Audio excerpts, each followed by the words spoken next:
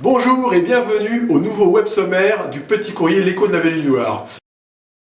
Cette semaine, à la une de l'édition Petit Courrier, les travaux à Château du Loir. Une rencontre avec l'adjoint Jean-Luc Potin qui nous dit tout sur les différentes phases des travaux. À La Châtre-sur-le-Loir, le centre social dépose le bilan. Il a 3 mois pour s'en sortir. Fait divers, à Maillet, le liquide rouge qui avait été versé sur la façade du cabinet vétérinaire était bien du sang selon l'un d'entre eux. À Saint-Patern-Racan, on découvre Charlène Boutier, la nouvelle fleuriste.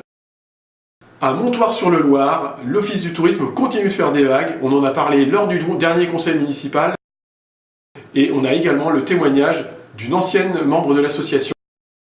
À Saint-Calais, Lani Bray Omnisport fête les 25 ans de son triathlon international.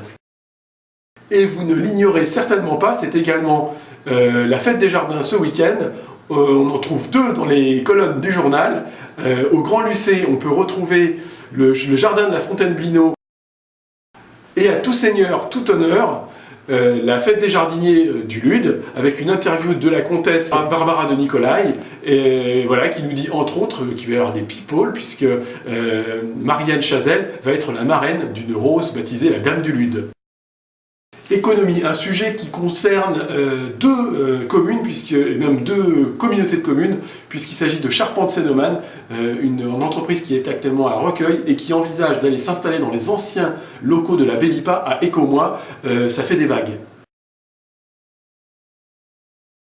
Et enfin, pour finir, du cinéma amateur, mais de l'après-guerre, à Trot, avec des images exceptionnelles de la vie locale dans les années 50.